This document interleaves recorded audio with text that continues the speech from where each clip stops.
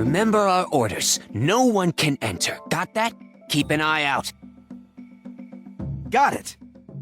Wow, the kid, the Lady Villain, is such a great leader. It's amazing that the kid, Lady Villain, is such a fantastic leader. What's going on?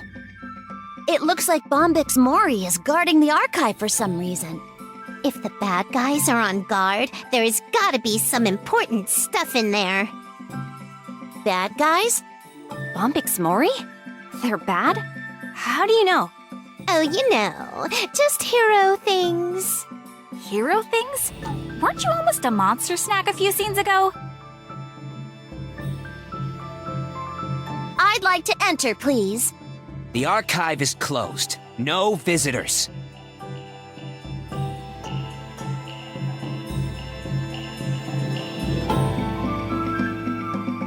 Yeah, it's closed. No one goes in. Really? All right.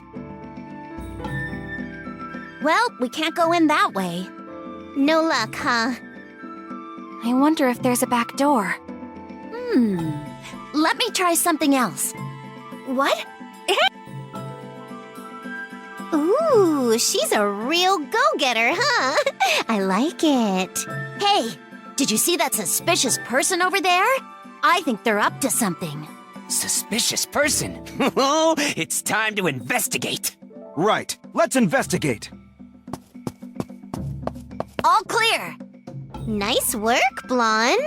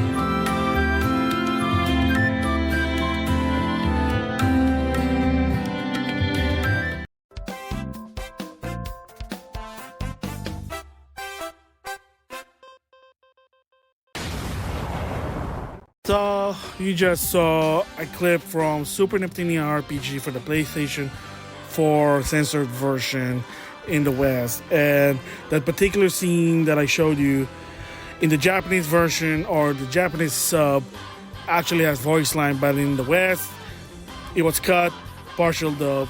So yeah, so finally the time have come to give my opinion about Idea Factory International and probably to some extent other localization company on their partial dub.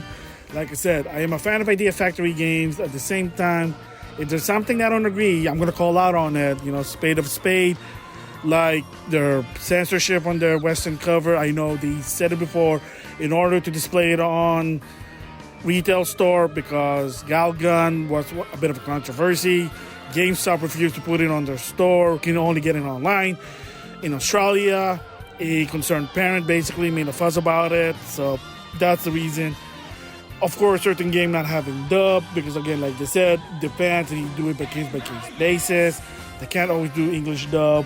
And of course, the biggest one, a bit of a gripe, understandable, but still a gripe.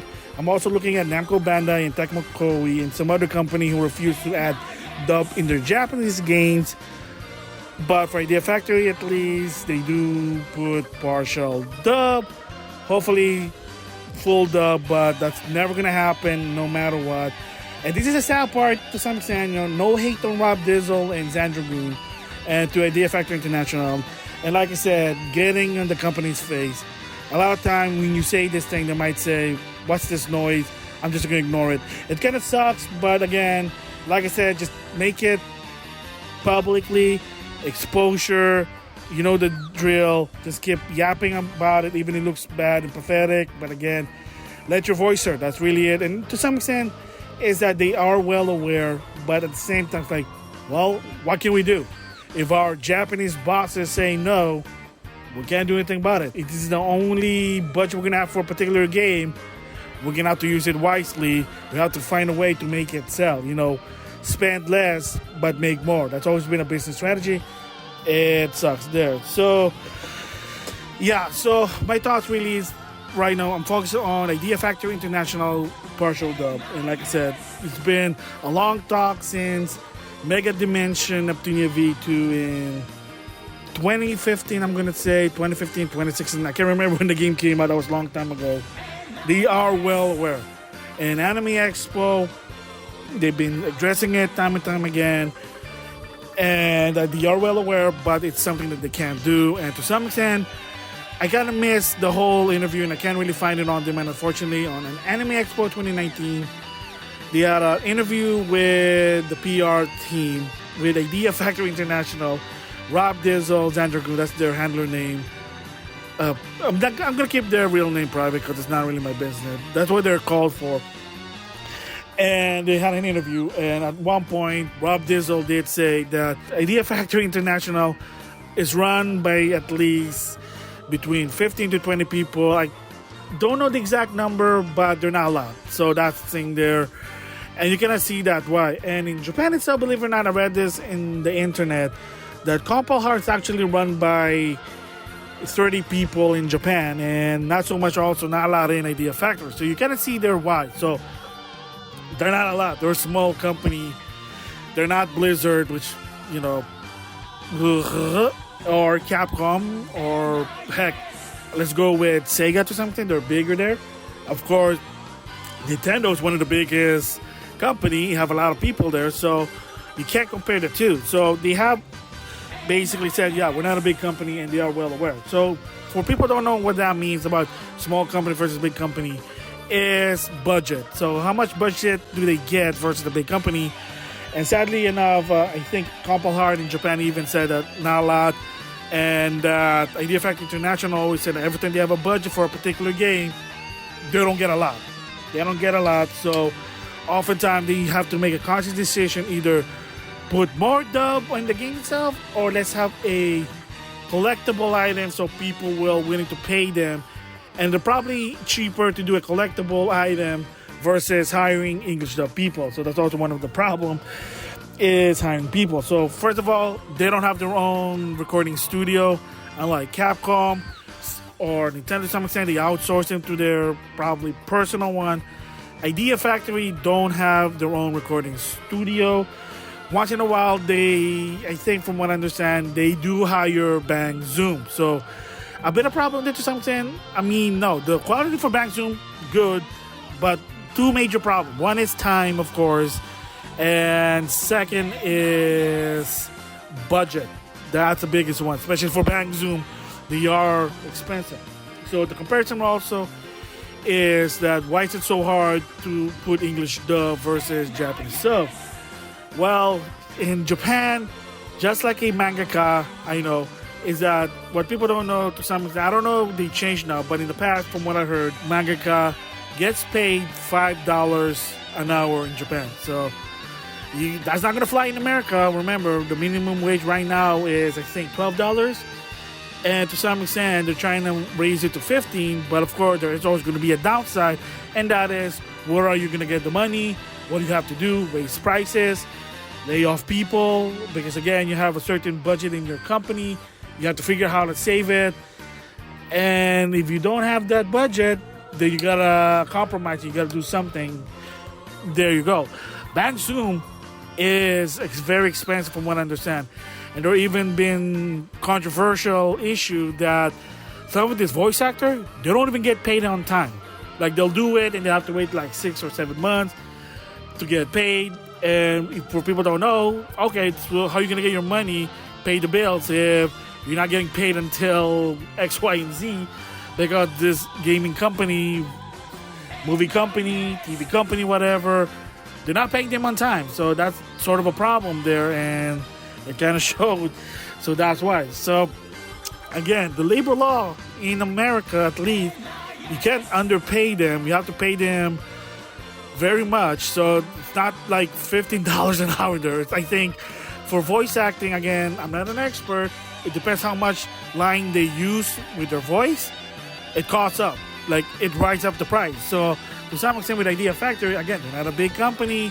They have to compromise. Yes, I don't agree with it, but I kind of understand where they're coming from. But it's still, for me personally, again, Spades of Spades, I'm not happy about it, but I kind of get where they're coming from. And I always have the solution to some extent, suggest to them, and a lot of people did the same thing, and that is, why not offer a paid English dub DLC, especially Tecmo Koei in their Facebook page. I went anonymous to some extent. And even heck, even journalists, even asked Sega with Sakura War 2020, like, why not have a paid English dub DLC or sub or whatever? And they say, we're looking into it. some insider said it's kind of like a risk, because what if they do it and nobody gave a shit and nobody bought the DLC? Well, then you're screwed. So all that work and no money back. Ay, ay, ay. So that's also some of the problem. But again, even you say, I'll pay it, I'll support you. You gotta go what I call the transparent conspiracy. Are you gonna do it? Are you really gonna do it? Are a lot of people gonna do it? Or it's just gonna be 1 or 2 people? Just saying this. So a bit of a problem there. But again, like I said, I'm not really happy. But hopefully in the long run, they do kind of fix this. And of course, unfortunately, also with Neptunia Reverse, I'm sorry, Idea Factory International, you went lazy from what I understand. Yeah, there's additional voice line in the game, but for the game itself, they didn't add anything new there. And I even harp on them on that one, but they said, yeah, nope, we're not going to do anything. Heck, they didn't even do anything with V2R, supposed improved version of V2, which not really, it's all about the VR. They added voice line on the VR, but the game itself, they left untouched. So I'm like, come on, Idea Factory, dude. At least Exit, you gotta give them credit, because this Steam version and the PS4 version of Trails of Cold Steel 1 and 2, they added more lines. But it was the same situation also when the PS3 came out. Lack of English dub, not much. Again, understandable, because you gotta pay Bang Zoom, expensive, labor law rule, you can't underpay them, they're not to do that. So like, they have a certain line that they're gonna put in the game to be voiced. If it goes further, it goes exceed to what they're supposed to and pay them more and not get anything back for the game. So, and again, sad part also is that the reason also they're also partial dub is, whether you like or not, even though I'm a fan, I give them my money. Idea Factory games are niche. They're not that popular. They're not that well known. Unless you put Neptunia and Smash Brother Ultimate, they're not well known, and not a lot of people give a care. It's not Final Fantasy. It's not, heck, Tales series. They're coming up there, finally getting popular. Heck, it's not even like Monster Hunter, which in the past wasn't really popular until, credit to Sugimoto, that he made it popular again there. So yeah, overall thoughts, I'm kind of disappointed when Japanese company, the US division, give partial dub.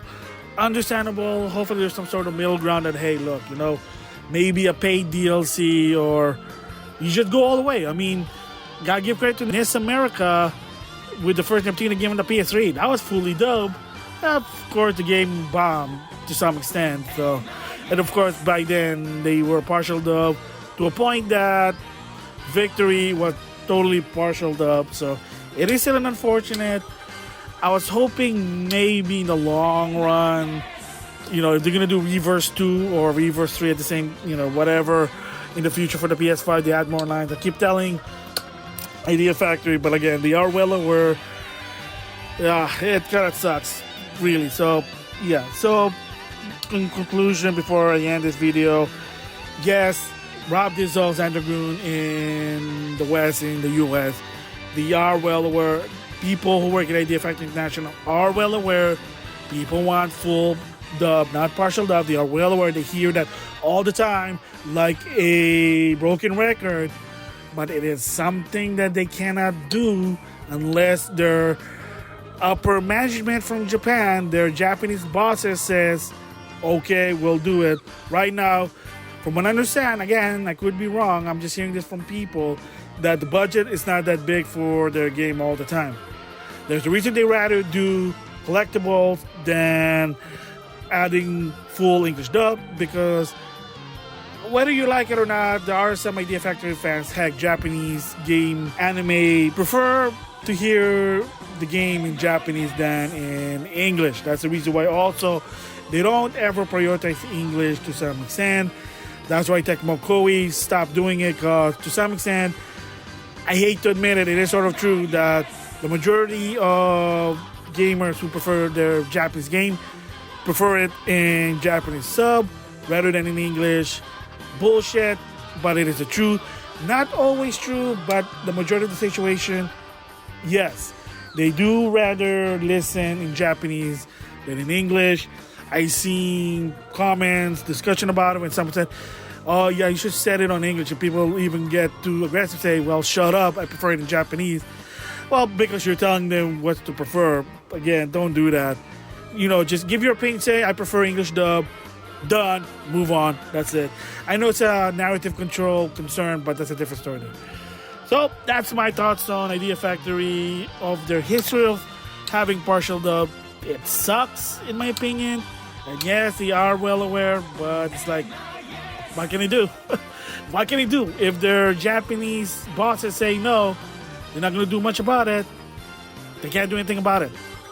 It is what it is there. Remember, in a Japanese company, even if you're representing the Western division, the last saying always goes in Japan, like the Japanese bosses. They're the one that makes the decision whether X, Y, or Z thing will go or not. Just saying. Sucks, but that's the truth. So that is my thoughts on Idea Factory with their English dub. Partially, hopefully, fully in the future in 2022 or 2023, but it is what it is. Thumbs down, Spades of Spades. So with that, I'll see you guys later.